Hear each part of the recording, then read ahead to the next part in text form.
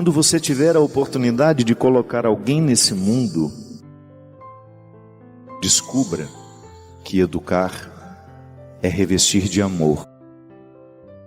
De um amor que fala não, de um amor que proíbe, de um amor que impõe limites, mas também de um amor que permite, que abraça, que põe para chorar.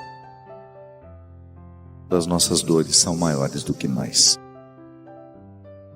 Porque com o tempo, à medida que a gente vai perdendo as pessoas que cuidam de nós, você vai sentindo como é duro ser sozinho no mundo. E aquela mãe que ficava te enchendo o saco, ligando, perguntando onde você está, onde você foi, com quem você vai. Um dia, quando esse telefone não tocar mais, você vai sentir saudade. Ai, como eu queria que minha mãe me incomodasse agora. Me mandasse voltar para casa. Voltaria correndo, só para ter o direito de reencontrá-la. Quando teve aquele desastre lá em Santa Maria, Rio Grande do Sul, uma das pessoas que fazia o resgate, depois que a boate pegou fogo e o chão da boate estava repleto de gente jovem como você, que morreu asfixiada.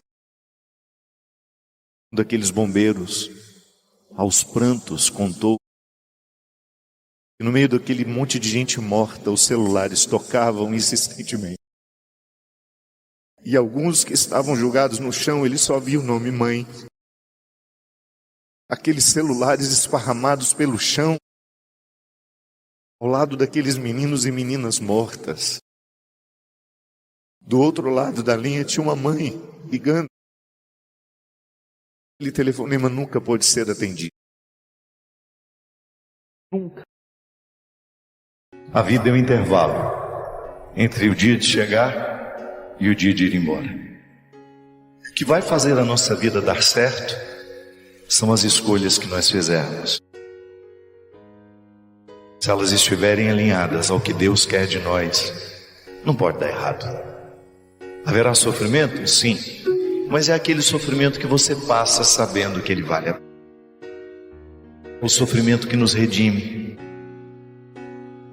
É aquela liberdade linda que Deus nos dá e que você vai despertando aos poucos, que você vai se tornando quem você é, quem Deus criou em nós. Deus não errou em mim, Deus não errou em você. Conversão não é a gente se transformar numa outra pessoa, não, é a gente se transformar em quem Deus fez em nós. Ou então Deus seria imperfeito se Ele criasse uma criatura que precisasse de mudança. Não. Ele precisa que nós cheguemos ao que Ele criou de nós, e a isso nós chamamos de santidade. E para isso você precisa se amar, você precisa ter respeito por você, e você não pode medir o seu valor com a régua de quem não tem respeito por você. Quando você não aceita mais o lixo emocional do outro, quando você diz, opa, em mim você não vai mais jogar os seus lixos emocionais, porque eu não sou um baú de lixo. Eu não sou um território baldio, eu sou um território ricamente comprado por Deus, selado como um valor absoluto que não pode ser negociado. A maneira mais eficaz que Deus tem de nos proteger é quando a gente se ama. Quando você tem respeito por você.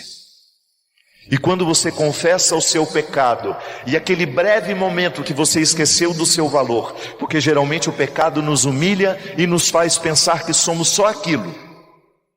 O grande problema do pecado é a gente olhar para ele e a gente se reduzir a ele. Não, você não é um pecado. Você é apenas uma pessoa que peca. E quando você pede perdão e o Padre absolve você, por trás daquela forma que a gente diz, que a gente absolve o seu pecado, nós também estamos sugerindo, como se nós pudéssemos dizer no seu ouvido, volte a se amar, volte a ter respeito por você, expulse da sua vida tudo aquilo que você sabe que é nocivo à sua vida de integridade, de dignidade e de santidade. Se tiver alguém na sua vida que estiver desfazendo do valor que você tem como pessoa, reconsidere este relacionamento. Reposicione os papéis. Porque a maior graça que nós podemos ter na vida, minha gente, é quando nós descobrimos o valor que a gente tem e a gente segue vida fora, reivindicando o direito de sermos respeitados no valor que temos. Para você recordar-se do valor que você tem, do quão você é precioso aos olhos dele. Evangelizar, minha gente, evangelizar é restituir a autoestima. É você tocar o coração do outro para que ele se perdoe. E se perdoando, sinta-se perdoado por Deus. Quantas pessoas na minha vida como padre eu absolvi os pecados dela, mas não adiantou nada. Ela não se perdoa. A gente só sente o perdão de Deus na nossa vida quando a gente aprende a lidar com as nossas fraquezas e administrá-las com respeito, com amor. Você só vai ter este entendimento no dia em que você aprender a lidar com você. E aí você não vai se negociar aquilo que você tem de mais sagrado, que é seu coração, sua consciência, seu corpo. Se tiver que entrar na sua vida, que seja pela porta da frente, retirando as sandálias dos pés, porque o território é santo. Eu não estou inventando isso não. Foi Jesus que nos revelou isso. Diga ao outro: Deus ama você, independente do que você tenha feito na sua vida, e Ele é capaz de trocar reinos. Às vezes a nossa dificuldade de acreditar que Deus nos ama está no fato de nós não nos amarmos o suficiente. Eu sei que às vezes é difícil falar de amor próprio sem que isso não nos pareça uma atitude egoísta, não. Amor próprio enquanto essência que nos ensina tudo sobre o amor. É a primeira instância do amor que você pode experimentar. É o amor que você tem por você. Aliás, é a partir dele que você ama alguém.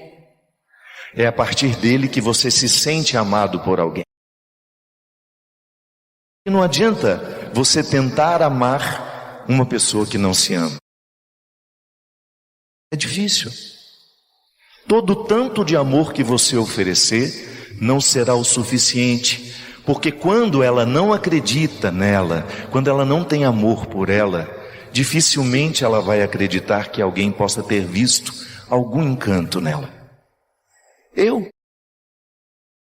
Se eu não descobrir o amor que eu preciso ter por mim, eu jamais vou acreditar que você possa ter visto algum valor em mim. Porque para eu acreditar no valor que você viu em mim, eu preciso ter visto também. Era justamente o que Jesus fazia com as pessoas. Ele fez isso com Madalena, ele fez isso com Zaqueu, ele fez isso com Bartimeu. Ele fez com que aquela pessoa voltasse a ter um olhar misericordioso e amoroso por ela mesma. E aí depois ficou mais simples receber o amor do outro.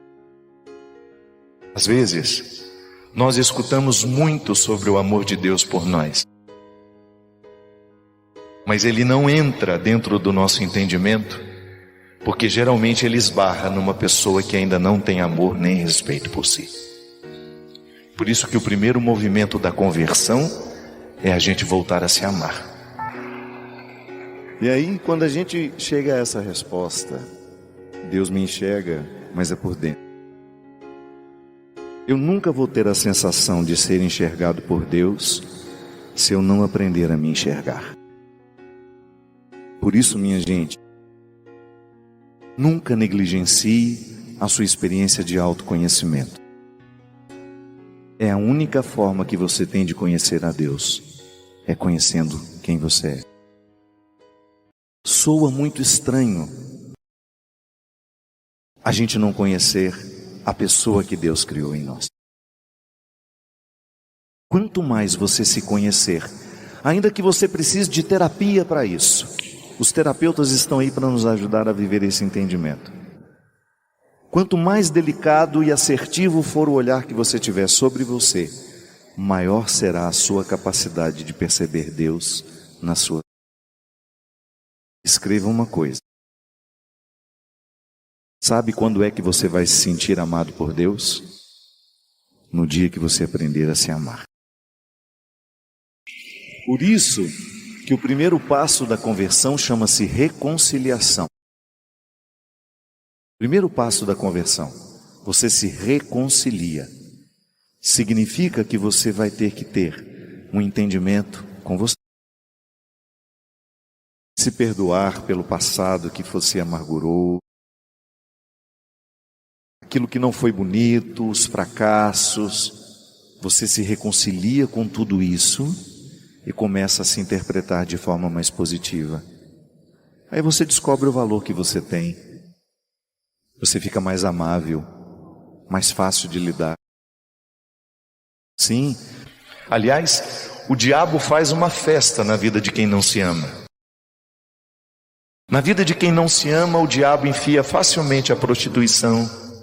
Na vida de quem não se ama, o diabo enfia facilmente os seus vícios. Por quê? Porque quem não se ama não tem respeito por si.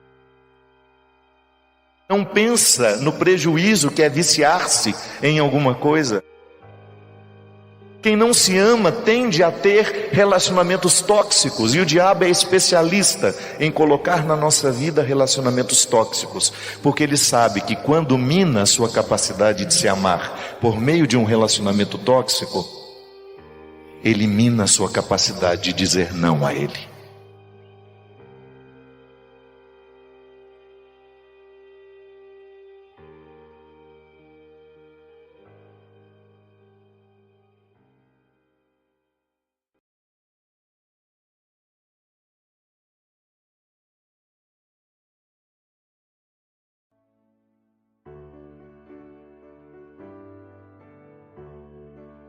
Você pode se recordar, você já deve ter escutado tantas vezes a história da ovelha perdida. Quando Jesus compara o amor que aquele pastor tem pela ovelha, ele vai buscar a ovelha que está perdida, ele não deixa que ela se continue esquecida, ele guarda de maneira responsável, né? Ele precisa deixar as 99 que estão ali. Aparentemente pode parecer uma irresponsabilidade, né? Mas é claro que ele deixou cuidadas aquelas que estavam ali. Elas já estavam no lugar certo, e ele saiu em busca daquela que estava no lugar errado.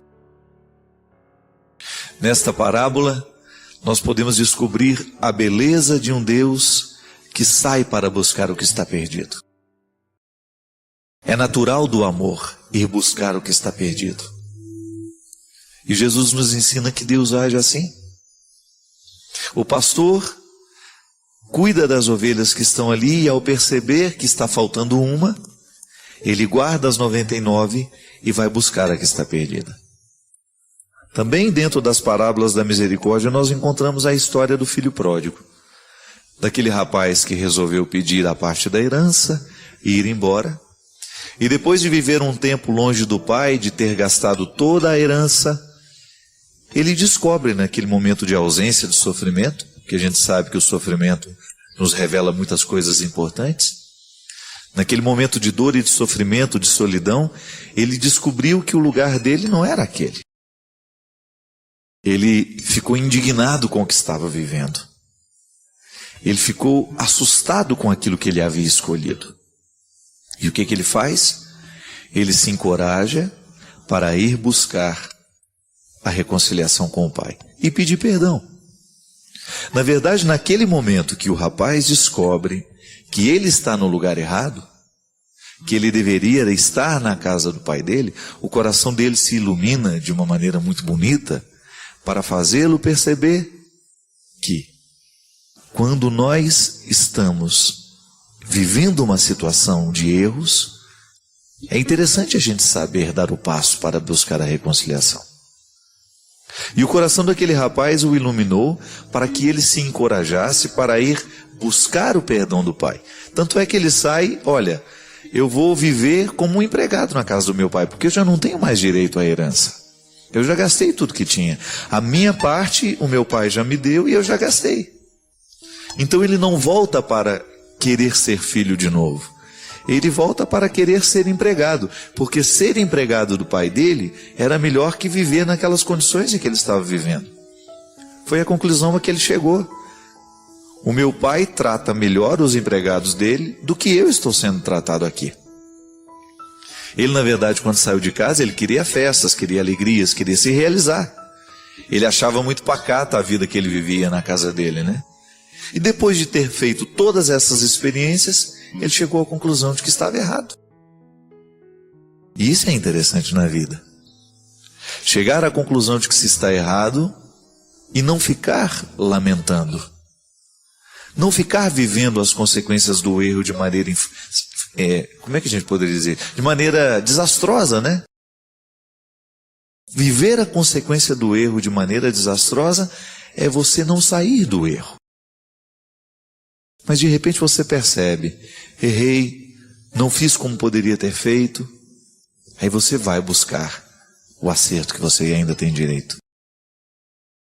A misericórdia de Deus nos ensina isso, minha gente. Nunca é tarde para que a gente reconheça de que nós estamos no lugar errado. O pecado é o lugar errado. As escolhas infelizes que nós vamos fazendo, que vão destruindo a nossa vida, não é para isso que Deus nos projetou. Mas aí a gente precisa ter a coragem de acreditar que o Deus que nos espera está lá para nos tratar como filhos, não como empregados. E foi a grande transformação que aconteceu no coração do rapaz. Imagina ele voltando para casa, desejoso de reencontrar um lugar na fazenda do pai, mas para ser um empregado, porque ele não se sentia merecedor de ser reintegrado à família, de ser tratado como filho, porque foi ele mesmo que não quis mais. Existia uma lógica nessa história, né? É justo. Quantas vezes nós perdemos a fé em Deus porque Deus não fez o milagre como nós queríamos? Mas cuidado, às vezes o verdadeiro milagre você ainda não viu. O verdadeiro milagre não era a cura daquela pessoa. Eu sempre tenho isso em relação ao Padre Léo.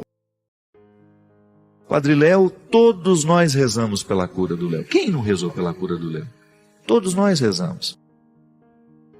A gente apressadamente poderia dizer, a cura do Léo não aconteceu. Não aconteceu como nós pedimos. Concorda comigo? Ele não viveu, ele não sobreviveu ao câncer. Mas e o que aconteceu no coração do Léo durante o processo da doença dele? Você não acha que a sua prece chegou aos ouvidos de Deus e que Deus curou o Léo da melhor forma como ele precisava ser curado antes de deixar esse mundo? Minha gente, é muito relativo. Viveu 20, viveu 30, viveu 50, viveu 40. Nós somos muito apegados. Nós somos muito apegados à realidade concreta, carnal, material. O Padre Léo faz uma falta danada na evangelização do Brasil. Eu concordo. Faz falta na minha vida. Quantas vezes na minha vida eu desejei isso depois da partida dele? Muitas. Mas eu não posso me apegar ao meu desejo, às minhas necessidades. O tempo que ele viveu foi o tempo que Deus precisou dele aqui. E eu fico maravilhado de pensar que a nossa oração pode não ter surtido efeito do jeito como nós queríamos que surtisse, mas surtiu de outras formas. É muita pretensão nossa achar que Deus vai fazer o que a gente determinou. A maneira mais bonita que nós temos de rezar é entregando a Deus a situação e que agora Ele cuide. Nós vamos fazer a nossa parte, nós vamos buscar o tratamento, nós vamos agilizar as nossas coisas, nós vamos dar entrada na documentação, nós vamos buscar os nossos direitos, nós vamos lutar, nós vamos fazer isso, vamos fazer aquilo. Mas vai chegar um momento em que nós vamos precisar deixar que a graça e a ação de Deus nos atinja como Ele decidiu. É muito cansativo, minha gente. Eu fico vendo isso na minha vida. Como muitas vezes é cansativo. E o processo se torna ainda mais cansativo quando eu quero ter tudo nas minhas mãos. Quando eu não sei delegar. Quando eu não sei confiar naquele membro da minha equipe. Pode observar como nós muitas vezes ficamos exaustos, cansados demais, porque nós insistimos em tomar conta de tudo. Nós não sabemos delegar. Não sabemos atribuir responsabilidade. Agora você já imaginou? Se até na nossa oração nós temos dificuldade de entregar a Deus, coloca nas mãos dele. Você não sabe no que vai dar. É fé. Porque se você soubesse no que daria, aonde você chegaria, o que seria, você não precisaria ter fé. Ter fé é você colocar na mão do outro e você acreditar que ele vai fazer. Como ele vai fazer? Você precisa ter fé. Você vai confiar. Muitas vezes as nossas insatisfações são geradas ali. Quando nós entregamos a Deus o pedido, mas já damos a Ele o manual de instruções de como nós queremos que aquele pedido seja atendido. Deus não é uma bula de remédio que pode ser lida e pode ser facilmente compreendida. Deus é mistério. A revelação de Deus na história são indícios do que Ele é, para que a gente possa chegar a essa verdade. Mas Deus é preservado no seu mistério. A sua ação no mundo é sempre misteriosa. Aqui, agora, nesse momento, aí, no seu coração, alguma coisa pode estar acontecendo. Algum milagre pode estar sendo realizado agora. Porque você resolveu deixar Deus agir. Pode ser que você esteja nervoso demais, preocupado demais com o que vai ser, com o que vai acontecer. Pode ser que você esteja desperdiçando muitas energias. Pode ser que você esteja rezando por uma pessoa e você esteja apavorado porque essa pessoa pode morrer a qualquer momento. Pode ser que você esteja com medo de perdê-la. Confie. Deus está do seu lado, não se sinta só nessa hora. O pior sentimento que nós podemos ter na vida é solidão, minha gente. E Deus quebra esse sofrimento, esse sentimento, cada vez que nós, de maneira madura, nos aproximamos dele, estendemos as mãos e acreditamos que ele sempre tem uma alegria para nos oferecer, um crescimento a nos proporcionar. É fé. É a oportunidade que nós temos de dar a Deus o direito de comandar a nossa vida. De nos ajudar neste processo de travessias, de andanças. Nós precisamos chegar lá. Deus quer a nossa maturidade, Deus quer o nosso crescimento.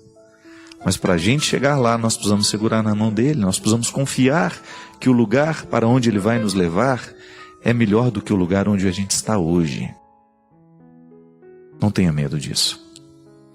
Coloque-se nas mãos de Deus, coloque as realidades que você acha que estão pesadas demais sobre você, confie.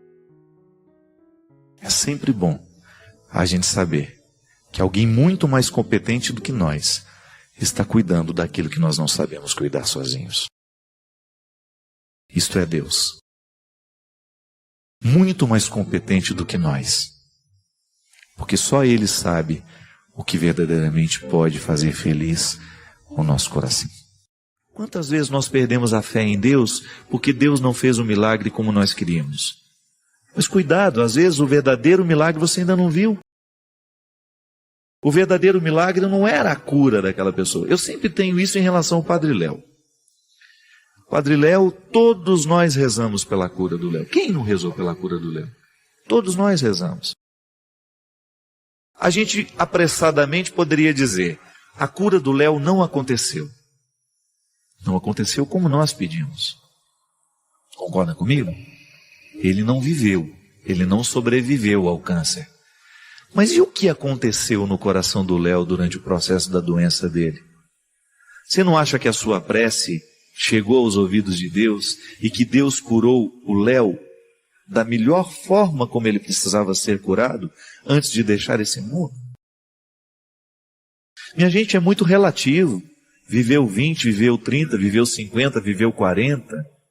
Nós somos muito apegados à realidade concreta, carnal, material. O Padre Léo faz uma falta danada na evangelização do Brasil, eu concordo.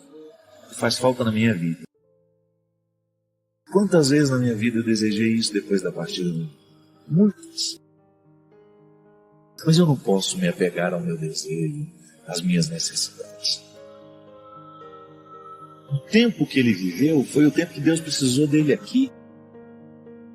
E eu fico maravilhado de pensar que a nossa oração pode não ter surtido efeito do jeito como nós queríamos que surtisse, mas surtiu de outras formas. É muita pretensão nossa achar que Deus vai fazer o que a gente determinou. A maneira mais bonita que nós temos de rezar é entregando a Deus a situação e que agora Ele cuide. Nós vamos fazer a nossa parte, nós vamos buscar o tratamento, nós vamos agilizar as nossas coisas, nós vamos dar entrada na documentação, nós vamos buscar os nossos direitos, nós vamos lutar, nós vamos fazer isso, vamos fazer aquilo. Mas vai chegar um momento em que nós vamos precisar deixar que a graça e a ação de Deus nos atinja como Ele decidiu. É muito cansativo, minha gente. Eu fico vendo isso na minha vida. Como muitas vezes é cansativo. E o processo se torna ainda mais cansativo quando eu quero ter tudo nas minhas mãos. Quando eu não sei delegar. Quando eu não sei confiar naquele membro da minha equipe. Pode observar como nós muitas vezes ficamos exaustos, cansados demais, porque nós insistimos em tomar conta de tudo. Nós não sabemos delegar. Não sabemos atribuir responsabilidades. Agora você já imaginou? Se até na nossa oração nós temos dificuldade de entregar a Deus, coloca nas mãos dele. Você não sabe no que vai dar. É fé. Porque se você soubesse no que daria, aonde você chegaria, o que seria, você não precisaria ter fé. Ter fé é você colocar na mão do outro e você acreditar que ele vai fazer. Como ele vai fazer? Você precisa ter fé. Você vai confiar. Muitas vezes as nossas insatisfações são geradas ali. Quando nós entregamos a Deus o pedido, mas já damos a Ele o manual de instruções de como nós queremos que aquele pedido seja atendido. Deus não é uma bula de remédio que pode ser lida e pode ser facilmente compreendida. Deus é mistério. A revelação de Deus na história são indícios do que Ele é, para que a gente possa chegar a essa verdade. Mas Deus é preservado no seu mistério. A sua ação no mundo é sempre misteriosa. Aqui, agora, nesse momento aí, no seu coração, alguma coisa pode estar acontecendo. Algum milagre pode estar sendo realizado agora, porque você resolveu deixar Deus agir. Pode ser que você esteja nervoso demais, preocupado demais com o que vai ser, com o que vai acontecer. Pode ser que você esteja desperdiçando muitas energias. Pode ser que você esteja rezando por uma pessoa e você esteja apavorada porque essa pessoa pode morrer a qualquer momento. Pode ser que você esteja com medo de perdê-la. Confie. Deus está do seu lado, não se sinta só nessa hora. O pior sentimento que nós podemos ter na vida é solidão, minha gente. E Deus quebra esse sofrimento, esse sentimento, cada vez que nós, de maneira madura, nos aproximamos dele, estendemos as mãos e acreditamos que ele sempre tem uma alegria para nos oferecer, um crescimento a nos proporcionar. É fé. É a oportunidade que nós temos de dar a Deus o direito de comandar a nossa vida. De nos ajudar neste processo de travessias, de andanças. Nós precisamos chegar lá. Deus quer a nossa maturidade, Deus quer o nosso crescimento. Mas para a gente chegar lá, nós precisamos segurar na mão dele, nós precisamos confiar que o lugar para onde ele vai nos levar é melhor do que o lugar onde a gente está hoje. Não tenha medo disso. Coloque-se nas mãos de Deus, coloque as realidades que você acha que estão pesadas demais sobre você, confie. É sempre bom a gente saber que alguém muito mais competente do que nós está cuidando daquilo que nós não sabemos cuidar sozinhos. Isto é Deus. Muito mais competente do que nós. Porque só Ele sabe o que verdadeiramente pode fazer feliz o nosso coração.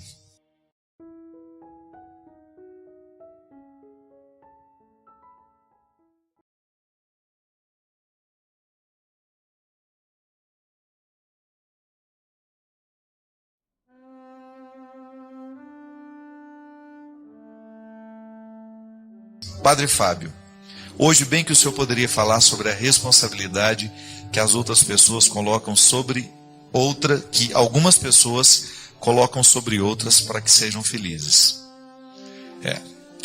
Quando eu coloco sobre as costas do outro a responsabilidade da minha felicidade, eu estou cometendo 2 crimes, né? O primeiro, o pior de todos, comigo, porque a partir do momento que eu delego a minha felicidade, a responsabilidade de ser feliz ao outro, eu acabo me privando de ser feliz. O que é a felicidade, antes de qualquer coisa, né?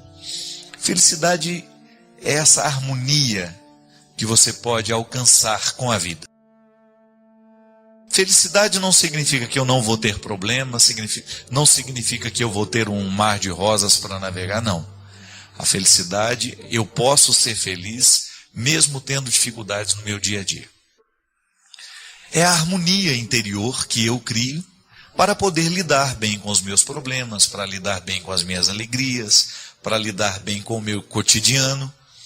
E a partir dessa harmonia, eu viver satisfeito, não é?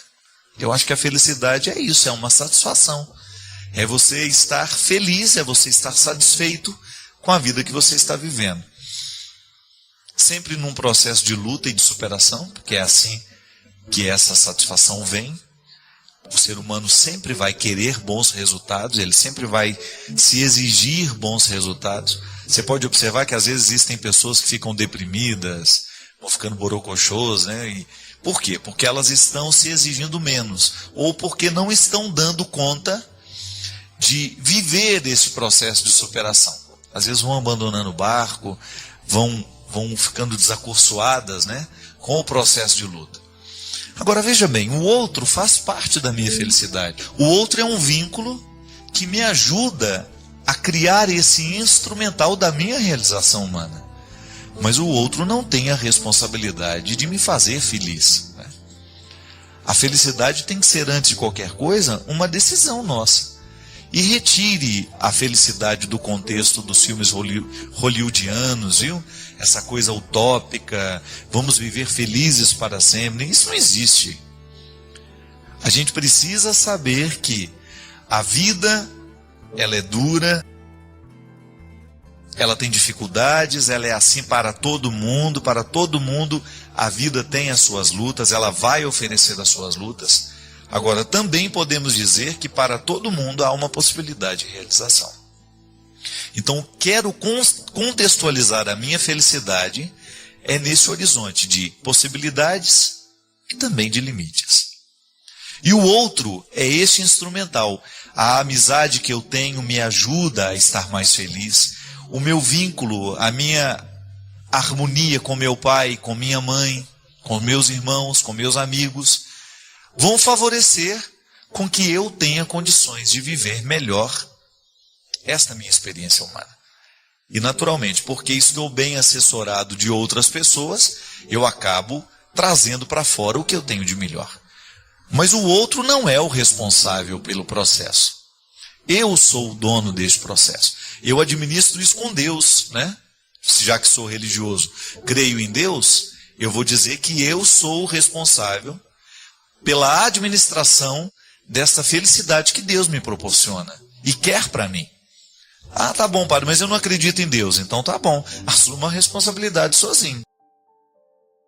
Você vai dividir o instrumental para essa felicidade acontecer com as pessoas que estão do seu lado. Quem tem uma fé, né, e quem tem uma religião que é bem vivida, bem praticada, ela acaba sendo um instrumental para ajudar a chegar nessa realização humana. Existem pessoas que que não conseguem viver essa experiência de fé, mas nem por isso estão livres da responsabilidade de administrarem essa felicidade, essa alegria diária, essa responsabilidade de você buscar diariamente a satisfação de ser quem você é. Para nós que cremos e lutamos para que a nossa experiência seja sempre religiosa, no bom sentido, no sentido mais pleno da palavra, que tudo esteja ligado, que tudo esteja conectado. Eu aqui hoje conectado ao dom, ao talento do Renato, a todo o trabalho da equipe que está fazendo o programa acontecer, as pessoas que participaram da minha vida hoje. Hoje eu passei pelo médico, o médico que me atendeu, a moça que me recebeu na clínica. Então, eu estou conectado a muitas pessoas. Então eu tenho essa consciência. Eu quero que essa minha conexão seja religiosa. Isto é, eu quero viver cada passo do meu dia de maneira harmoniosa. Eu quero viver de maneira boa. Eu quero fazer bem feita a minha passagem, né? Então, com isso, eu acabo tendo a oportunidade de também contribuir com a alegria e a satisfação do outro. Porque se eu trato bem a menina que me recebe, se eu trato bem o médico que cuida de mim, eu acabo proporcionando a eles, eu acabo sendo deles um instrumental também para que a felicidade que ele busca, assim como eu busco a minha, seja possível. Está vendo como está tudo interligado? Isso é religioso, né? Então eu acredito que a nossa experiência é religiosa, porque nós estamos sempre interligados. E quando alguma coisa quebra esse vínculo, essa ligação, eu preciso retomar, eu preciso religar. Aí eu preciso do rito, vou lá, peço perdão, vou lá, digo que estava errado, reconheço meu erro. Enfim, o outro não pode carregar a responsabilidade da minha felicidade. Eu sou aquele que vai administrar esse processo. Se eu coloco sobre os outros esse fardo, eu cometo crime contra mim e contra ele, porque estou atribuindo uma responsabilidade que não é dele. Eu desejo que você, nas suas lutas, você tenha sempre o direito e a possibilidade de retirar os seus excessos, para você ver diante dos seus olhos a sua verdade fundamental, sem exageros, só você. E a partir disso, você reencontrar o caminho da vida. Obrigado pelo seu carinho, pela sua atenção, e que Deus abençoe muito você. Que Deus derrame sobre o seu coração, sobre a sua casa, sobre a sua vida, a disposição que caracterizou o coração de Nossa Senhora, para que, exemplo dela, a gente também possa ser um cristão de verdade, levando sempre Jesus no colo, para apresentá-lo àqueles que ainda não o conhecem.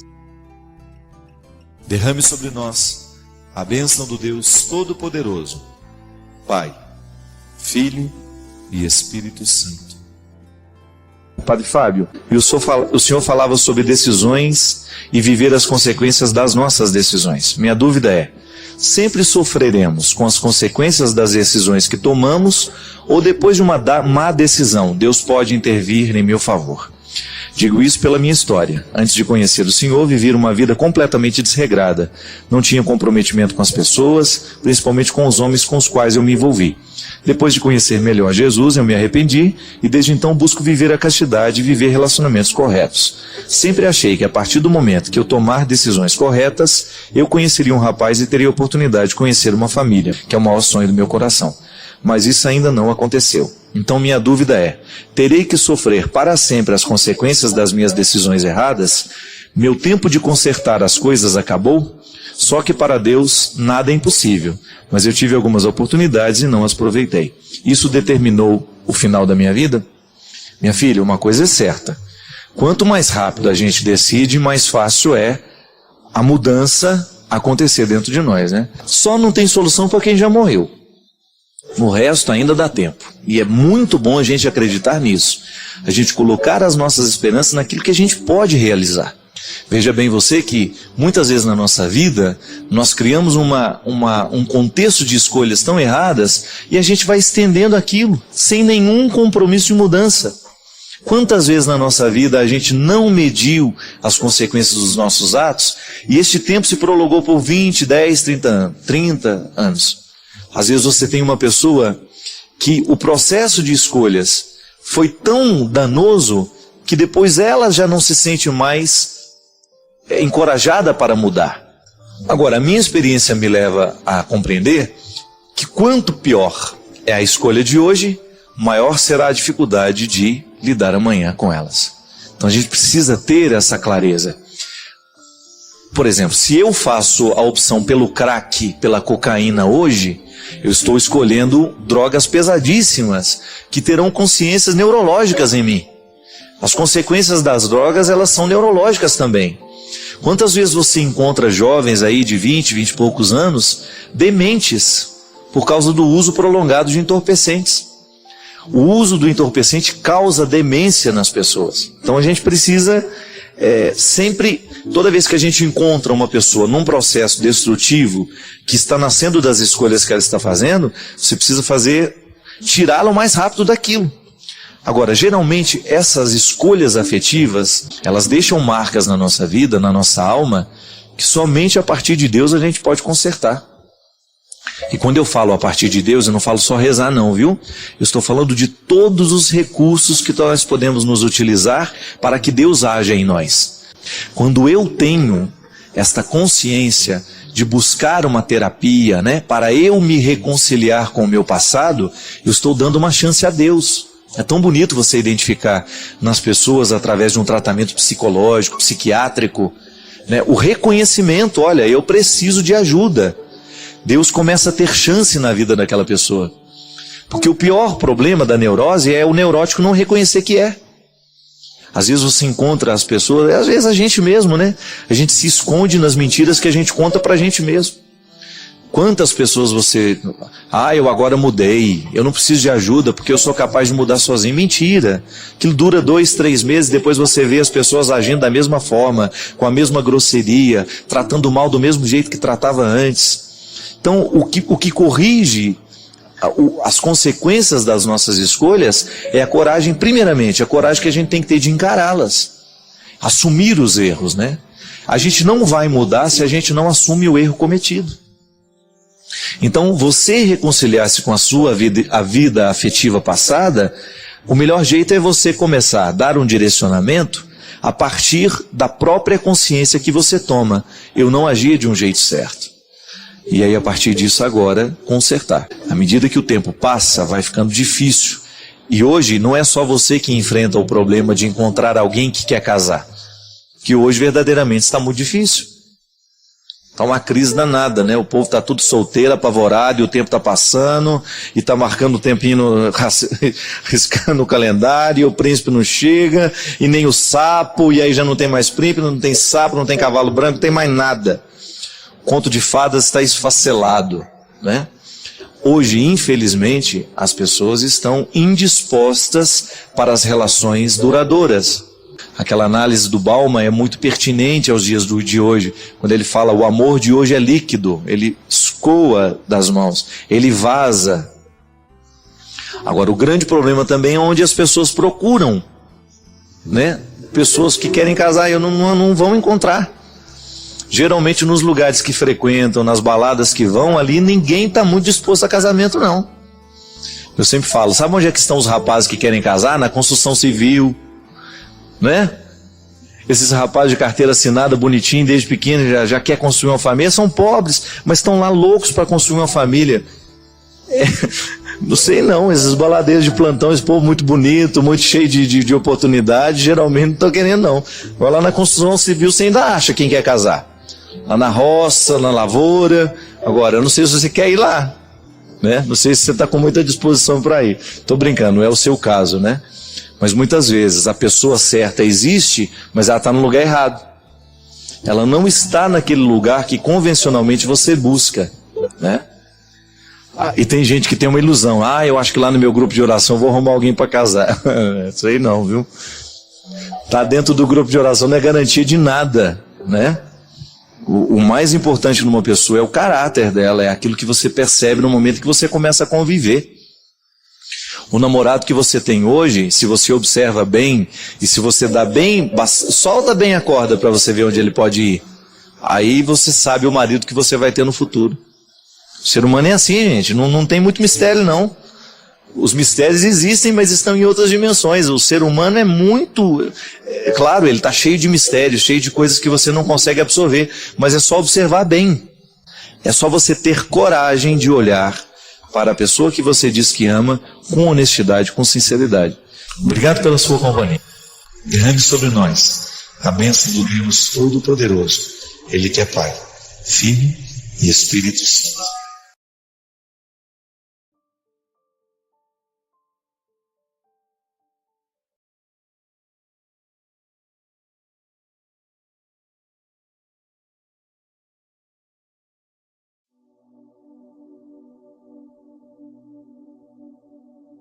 Essa semana eu estava pensando, sabe?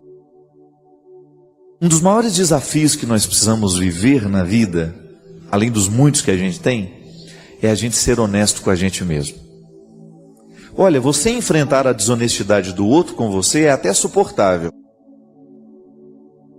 E a gente pode até vencer. Depois que você quebra o poder daquela desonestidade, que você reestabelece a ordem, você pode até crescer a partir daquilo. Agora, a partir do momento que você é desonesto com você mesmo, existe muito poucas possibilidades de você superar. Porque esta desonestidade, ela vai alimentando um jeito de ser. Porque o outro, ao ser desonesto comigo, eu olho nos olhos e eu digo para ele umas verdades e eu volto a harmonizar o meu coração. Agora, quando a desonestidade está dentro de mim mesmo, aí não tem como. Eu preciso ser muito sincero comigo mesmo, com o meu processo, com as minhas escolhas, com aquilo que eu estou permitindo que entre na minha vida ou não. Nisso depende a minha honestidade com o meu processo humano, dessas contradições que eu estou dizendo. Você conhece as suas contradições, você sabe onde é que aperta a pedra no seu sapato. Você sabe onde é que está a sua fragilidade, onde é que está a parede frágil da sua casa, da sua vida. Onde é que está a trinca que precisa de reforço? Agora, se você for desonesto, fingir que não sabe, fingir que não viu, e começar a protelar essa mudança para o ano que vem e para a semana que vem, você não vai chegar ao resultado que você merece. Porque vai faltar desonestidade nesse processo. Talvez seja por isso, minha gente, Jesus tinha uma facilidade muito grande de olhar nos olhos dos miseráveis e desejá-los, querer que eles estivessem ao lado dele. Por causa disso, pode ser que no miserável, assumido, ele encontre mais honestidade do que naquele aparentemente santo, mas hipócrita. E é esta miséria que nós precisamos saber reconhecer. A gente descobrir que na fragilidade do nosso coração, há uma predileção de Deus por nós. Deus prefere a minha fragilidade, mas não para que eu fique frágil a vida inteira, para que eu fique resmungando, não. É porque no momento em que eu sou frágil, eu tenho a possibilidade de ser honesto com essa fragilidade. E ao reconhecer-me frágil, então eu estou dando a Deus uma chance de trabalhar em mim.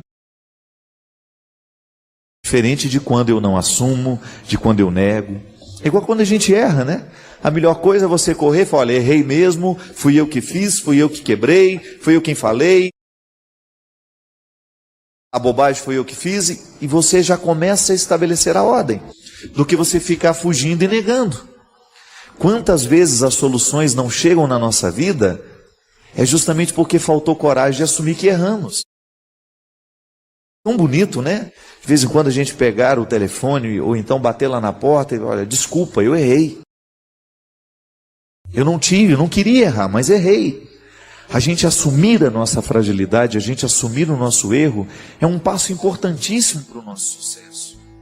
Assumir que a gente não sabe quantas coisas na nossa vida nós deixamos de aprender, porque a gente ficou calado, a gente não perguntou. A gente ouviu a palavra difícil, a gente fingiu que entendeu. A gente ouviu o texto difícil, a gente fingiu que entendeu, porque a gente teve medo, a gente teve vergonha de mostrar a nossa fragilidade, a gente teve medo de mostrar que não sabia. Quantas vezes na nossa vida nós deixamos de aprender, nós deixamos de crescer, porque nos faltou coragem de olhar nos olhos e dizer: eu não entendi, professor. Não entendi, meu amigo, me explica de novo. Essa simplicidade, sabe, de a gente ser capaz, olha, não tenho medo de que você me ache ignorante, mas eu não sei, eu não entendi. A nossa capacidade de sermos honestos mesmo, isso nos qualifica tanto como pessoas, minha. Quando a gente tem coragem de ser honesto, eu não dou conta, eu não sei. Então, a partir do momento que eu assumo que eu não sei, que eu não dou conta, eu dou ao outro a possibilidade de me ajudar a saber e a dar conta também. Para isso servem as pessoas que nos amam, né? E é muito bom a gente cultivar pessoas que nos amem de verdade, porque estas pessoas estarão sempre prontas para nos ajudarem, para nos ajudar a ir além, a quebrar a força opressora, muitas vezes, do limite sobre a nossa vida. Só que é preciso a gente ter a simplicidade de até querer o amor do outro, né? Porque muitas vezes o nosso orgulho vai crescendo tanto dentro de nós, que a gente vai até ficando incapazes até mesmo de receber o amor do outro, porque a gente se sente pronto demais, quando na verdade tem uma fragilidade imensa ali dentro. Já dizia o velho professor lá de Porto Alegre, que eu escutei uma vez e nunca mais me esqueci. Velho não, ele era um homem até muito novo, numa formatura de medicina. Ele dizia: quanto maior, quanto mais pesada a armadura de um soldado, maior é a fragilidade daquele que está lá dentro. E é verdade. Quanto maior é a nossa fragilidade, parece que maior é a nossa incapacidade de assumir isso. Aí a gente vai se revestindo de uma agressividade horrorosa, que não vai deixando as pessoas se aproximarem de nós. Pode observar. Recorde-se agora da pessoa mais agressiva que você conhece, a mais difícil do seu convívio, e vá dormir com essa certeza: é a mais frágil de todas. Aquela muito brava, aquela que grita demais, aquela que tem solução para tudo, aquela que está sempre pronta, cuidado. Porque às vezes isso é apenas um jeito de embrulhar a fragilidade num papel bonito, num presente bonito, mas que lá dentro é simples, é pequenininho. Eu me lembro uma vez, quando eu era pequeno, não tinha dinheiro para nada, era pobre igual um rato, né? Eu comprei, sabe essas revistinhas que vende produto? Comprei um presentinho para minha mãe, que era Dia das Mães. Eu me lembro direitinho, gente. Era um calhambequezinho de metal. Uma das coisas mais feias que eu já vi na minha vida. E aí eu comprei aquilo olhando na revista, né? Mas olhando na revista é bonito, né? E nem sabia que era tão pequenininho daquele jeito. Mas na hora que chegou, e chegou um dia antes do Dia das Mães. Aí eu com aquela coisa miudinha, sabe? Eu não sabia o que fazer com aquilo. Eu falei: meu Deus, como é que eu vou entregar isso para a dona Ana, né? E eu muito esperto já, peguei coloquei ele, cabia dentro de uma caixinha desse tamanho. E aí eu fui fazendo embrulho, coisa de pobre mesmo, né? Pobre adora guardar aquele papel de presente debaixo do colchão, né? Ganha o presente, não joga o papel fora, né? Porque um dia a gente vai precisar. Lá em casa era assim. Você levantava os colchões das camas, o que tinha de papel de presente guardado, gente, que aquilo tinha 10 anos que estava ali, a gente achava que ainda ia precisar. Aí eu peguei todos os papéis de presente que tinha em casa e fui embrulhando. O presente de verdade mesmo estava dentro de uma caixinha pequenininha, e depois foi criando até que ficou uma caixa imensa. Aí na hora que entreguei para minha mãe abriu um sorriso imenso, né? Ela deve ter pensado: nossa, que presentão, né? Mas foi abrindo, e eu vi que ela foi ficando decepcionada, né? Abri a caixa, não tinha nada, tinha uma outra lá dentro. Abri a caixa, não tinha nada, e foi abrindo, até que chegou. E na hora que ela abriu, que ela viu o calhambequezinho, ela pegou e falou assim: era isso, meu filho? Como quem diz, né? Será que não se perdeu no meio disso tudo, né? E eu já corri para o quarto chorando, né? Porque ela não entendeu nada. Ela não foi simbólica, ela foi prática. Mas às vezes a gente faz a mesma coisa, às vezes a gente é miudinho, mas a gente cria aquela casca imensa, né? Para as pessoas nos respeitarem, né? Para as pessoas gostarem de nós. A gente fica todo inacessível, todo distante. Por quê? Porque a gente tem medo do outro ver a nossa fragilidade. Mas não existe amor nessa distância toda. O bonito da vida é a gente ter coragem de entregar o presente pequenininho, olha, é o que eu tenho para lhe dar, é o que o meu dinheiro pôde comprar. A mesma coisa nós. Eu acho tão bonito, sabe, o testemunho de Madre Teresa de Calcutá. Aquela mulher nunca quis inventar uma mulher que ela não era. Você olhava para aquela mulher e você via uma fragilidade, só que ali estava a contradição bem resolvida. De frágil aquela mulher não tinha nada, era só o aspecto. Aquela mulher carregou o mundo nas costas. E por onde passou, ela foi um testemunho maravilhoso de vida, de entrega.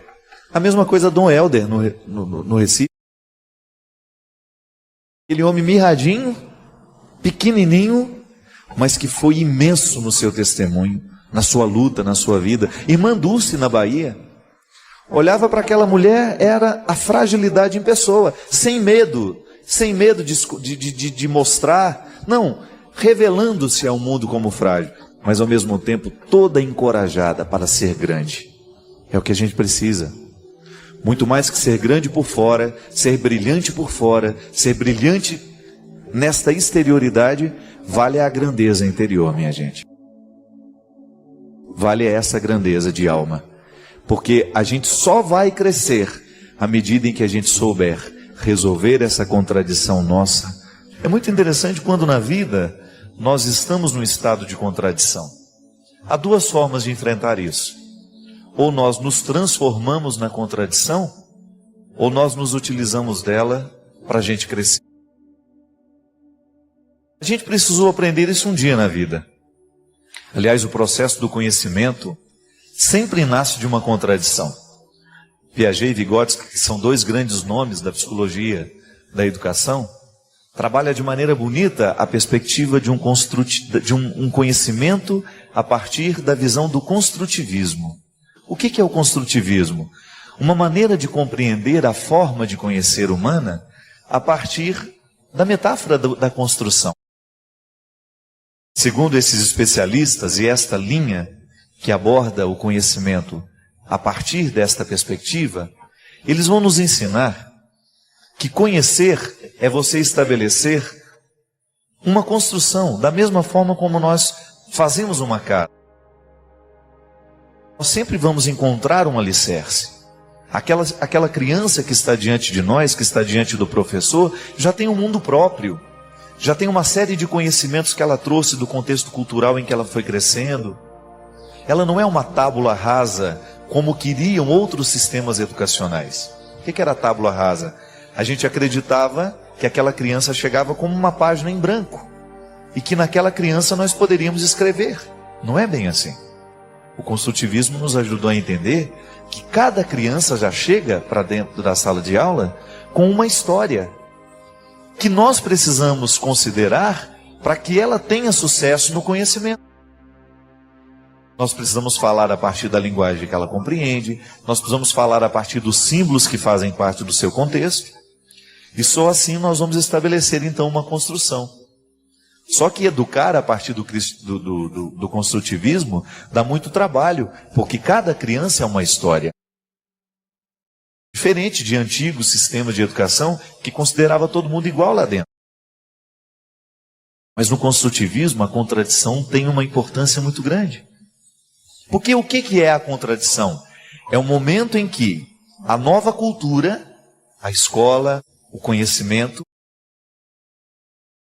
se estabelece no momento em que a criança depara o conhecimento antigo com o conhecimento novo. Então contradiz, não é assim que funciona a vida?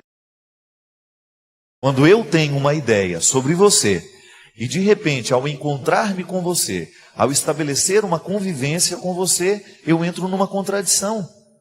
Porque aquilo que eu achava sobre você não é o que você verdadeiramente é.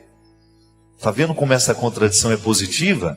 Porque ela me abre a possibilidade de entrar então de fato no seu mundo.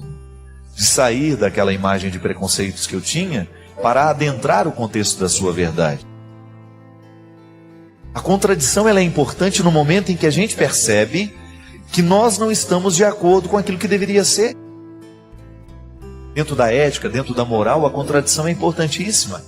Quando nós estabelecemos uma compreensão de que nós não estamos sendo como poderíamos ser, como deveríamos ser, mas precisou que houvesse uma contradição. Como é que chegou essa contradição? Através de alguém que vivia diferente, de alguém que lhe deu um conselho, de alguém que lhe apontou o erro, que estabeleceu dentro de você a situação contraditória. Contradição nasce, às vezes nós estamos dentro de uma contradição, mas não sabemos. E no momento em que o outro nos ajuda a compreender a contradição, nós crescemos.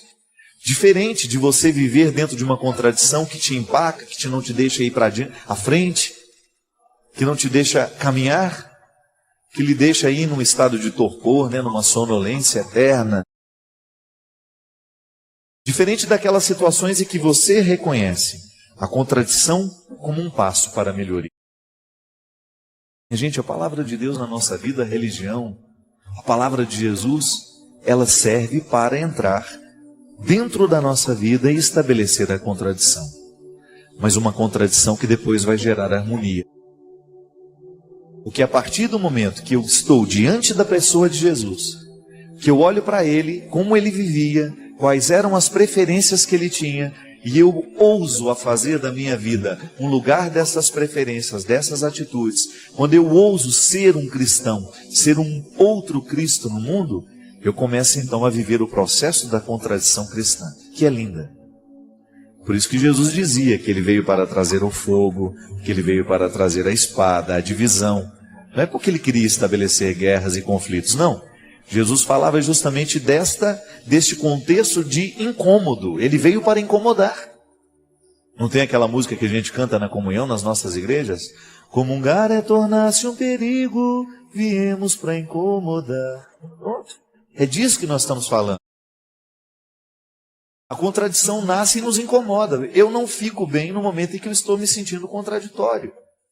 No momento em que se estabelece dentro de mim uma reflexão para pensar a minha atitude.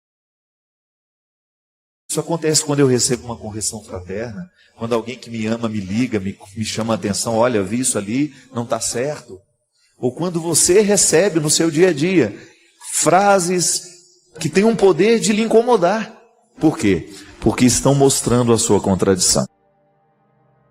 Estão mostrando o ponto frágil, aquilo que pode ser fortalecido. Porque quando nós reconhecemos a nossa fragilidade, não é para a gente viver derrotado, não. Se você descobre que existe uma fragilidade na parede da sua casa, você não vai abandonar a sua casa, mas você vai fortalecer aquele lugar que está frágil. Você vai diminuir o poder daquela fragilidade. Você vai restabelecer a segurança.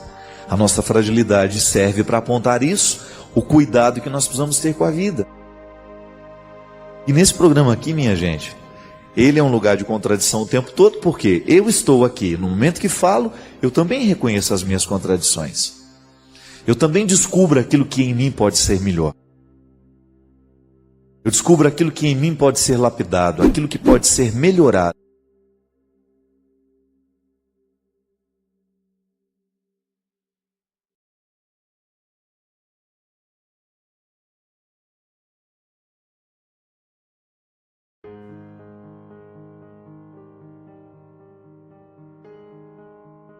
Nem sempre nós estamos no confortável da vida. Em muitos momentos nós nos descobrimos como se estivéssemos no avesso. De repente a ordem é desfeita. É porque estamos vivos. A existência é assim mesmo. De repente você pegou um resultado de exame que lhe colocou, que lhe fez agora ter de enfrentar um novo tempo na sua história. Não está com aquela saúde que você imaginava estar. Um exame desarruma a vida da gente, sim. Eu sei o que é isso. Às vezes nós estamos cheios de planos para o futuro, e de repente a gente vai ter que adiar porque terá de fazer um tratamento. É assim. A vida nos desarruma constantemente, porque estamos vivos. Faz parte da dinâmica da existência. De repente alguém que você ama, estava tomando café com você hoje, está morto à noite. É assim. Aquele que fazia projetos de futuro ontem, hoje foi sepultado. Aquele filho que até então você tinha nos braços não está mais. Seria uma visão muito ingênua da vida, de que tudo seria de acordo com a nossa vontade, com o nosso desejo, ou até mesmo em relação às expectativas que nós temos na relação com os outros. De repente, descobrimos uma traição onde a gente menos imagina, um golpe que a gente recebe na alma, porque isso realmente fragiliza o ser humano. A vida desorganiza a nossa história o tempo todo. Por quê? Porque ela é dinâmica, ela não é estática. E é assim que a gente tem de viver. Administrando os avessos, administrando os desconfortos, aquilo que nos desconsola, aquilo que nos faz ter medo. Essa é a experiência de enfrentamento constante. A vida é assim. Os que prometeram fidelidade traem. São frágeis, como eu sou, como você é. Eu, como padre que já vi tantos sofrimentos, isso sim faz sofrer muito. Muita coisa nos faz sofrer. Mas isso dói de maneira muito, muito especial. Muito cruel, eu digo. Ser traído. Perder a confiança. Não poder mais olhar nos olhos daquele que antes você confiava a vida. Não saber o que ele faz da sua vida. Que ele é portador de muitas coisas suas. Que são suas. O outro nos leva com ele. E quando nos trai, está nos traindo. Porque tem a gente dentro dele. É mais do que perder um objeto material, é muito mais do que perder alguma coisa de valor. É a quebra de uma confiança. E não fique pensando que é só com você que acontece, não, viu? Ah, o meu vizinho tem uma vida muito melhor que a minha. Por que você não sabe? É porque você não conhece de perto os conflitos que ele enfrenta. Prepare-se. Se quiser viver a dinâmica do cristianismo em você, prepare-se para enfrentar as suas contradições. Prepare-se para ver os avessos do seu sentimento, para ter coragem de lidar com aquilo que você tem de mais pérfido que às vezes você esconde. Prepare-se para retirar este mantinho de santidade que às vezes a gente resolve colocar sobre nós, para ver se a gente esconde os nossos defeitos, para ver se a gente esconde as nossas vergonhas. No monte das nossas tentações, sabe, neste lugar onde nós estamos, em que eu estou, em que você está, com essa vida dinâmica, desorganizando as estruturas que nos sustentam, nós também precisamos estabelecer os embates com o diabo, que não tem o menor interesse na nossa felicidade, na nossa alegria, na nossa realização, por isso tudo que ele nos oferece é péssimo, de mau gosto, destrutivo. Prepare-se para ter a coragem de olhar em si mesmo aquilo que você repudia tanto no outro. Prepare-se para ter a honestidade de identificar que aquilo que você crucifica tanto no outro é aquilo que você não é capaz de crucificar em você. No território em que hoje eu estou situado, eu preciso administrar fracassos, sucessos. Eu não sei qual é a matéria-prima que hoje faz parte da sua história. O que eu sei é que em qualquer lugar do mundo, a dinâmica é a mesma. Em qualquer lugar do mundo, a dinâmica é a mesma. Ter de administrar o conflito de ser quem a gente é. Quanto mais alto a gente quiser viver, minha gente, maior será a incidência de ventos fortes. Buscar as coisas do alto, sim, sempre. Mas prepare-se, porque ficar no alto requer muita disposição de enfrentar ventos fortes. Diariamente. Porque às vezes a gente acha que buscar as coisas do alto é subir aquele monte florido e ficar lá sentado igual um Buda, cabeça para cima. Não, meu filho, é firmar os pés e fazer a experiência do desequilíbrio constantemente. Isso mesmo seria muito ingênuo, né? Pensar que Deus nos coloca no alto e que tudo será florido e bonito e belo e lindo e sofisticado. Porque a vida só é real assim. Só quem já provou a dor, viu a vida em tons reais. Porque na ilusão, ninguém pode ser feliz. Na ilusão, ninguém pode ser feliz. O que nos torna encaminhados para essa felicidade que nós tanto queremos e que nós podemos encontrar, como dizia Guimarães Rosa, em horinhas de descuido, é quando você se percebe no alto deste monte, enfrentando a ventania e com disposição de continuar naquela posição. Não tem como estar no alto de um monte e não sofrer os problemas da ventania. Porque é no alto do monte que as coisas acontecem, minha gente. Então desorganizou, está desorganizado, está ruim, está difícil. Sinta-se no alto deste monte. Sinta-se no contexto das contradições e articulando com sabedoria essas contradições. A vida não nos pede autorização para desorganizar o nosso coração. E é como se nós estivéssemos expostos a um território onde tudo é penoso, tudo é doído, tudo é sofrido.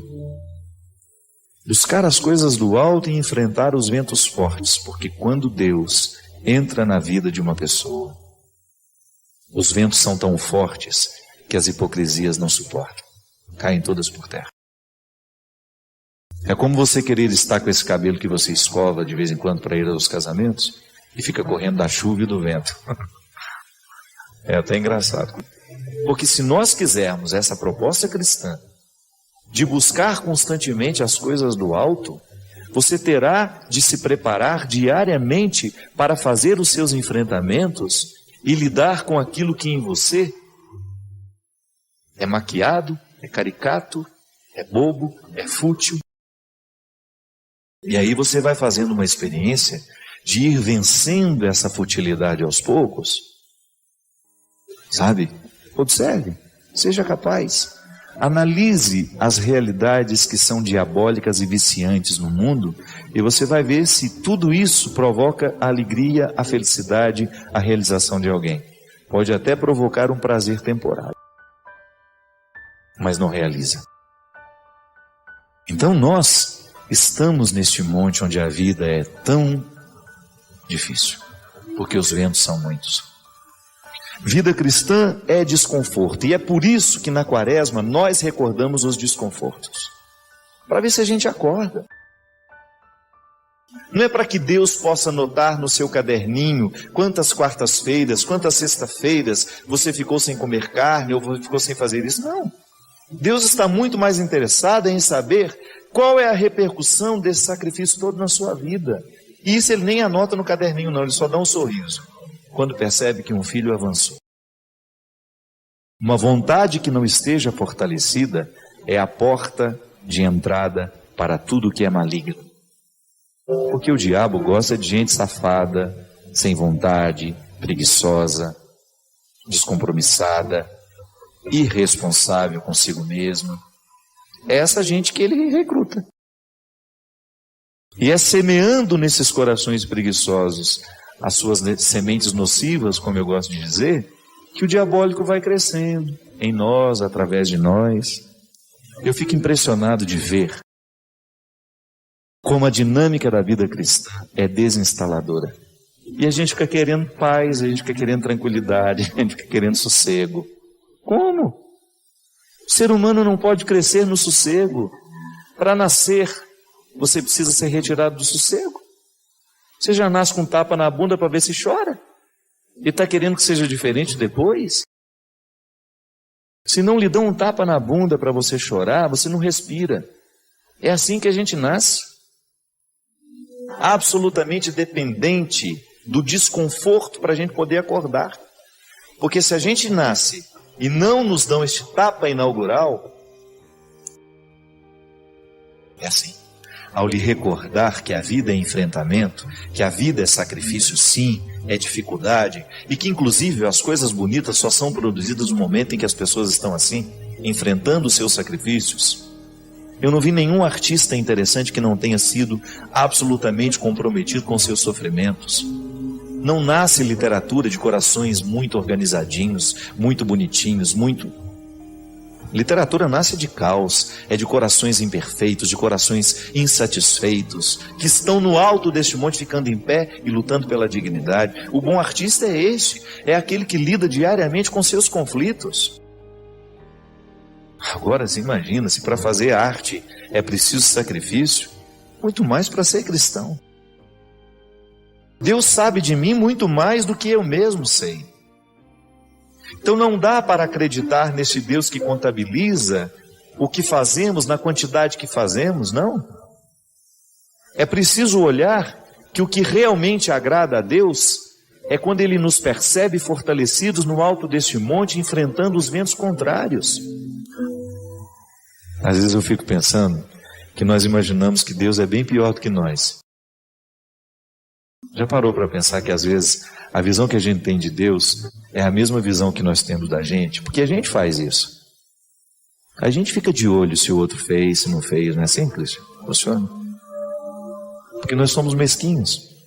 E às vezes a gente acha que Deus também tem uma cadernetinha, né, que fica lá anotando. Ele hoje foi à missa, ele hoje não foi. Porque nada pode agradar mais um pai do que ver o seu filho enfrentando os ventos contrários e permanecendo em pé. É isso que dá orgulho. É um campeonato vencido com luta. É uma corrida que se tem de trabalhar muito para chegar ao final. A vida é isso. Mas não porque Deus esteja anotando no seu caderninho de contabilidade, porque isso é mesquinho pensar. Nós não podemos pensar que Deus tem os mesmos defeitos que nós. Nós não podemos pensar que Deus sofra das mesmas mesquinharias que nós. Porque eu sou mesquinho, gosto de ter meu caderninho para anotar os favores que as pessoas me fazem, o tanto que elas me agradam, o tanto que elas me desagradam. Deus não tem esse caderninho. O que Deus tem é um coração que sente com o nosso cada vez que nós suportamos as ventanias no alto do monte, e Ele se alegra e volta a dizer, é um sorriso no rosto dele. E quero retirar essa visão de que Deus é mesquinho da mesma maneira que eu. Não. Ao renunciar a alguma coisa na minha vida, eu espero que isso repercuta no meu jeito de ser.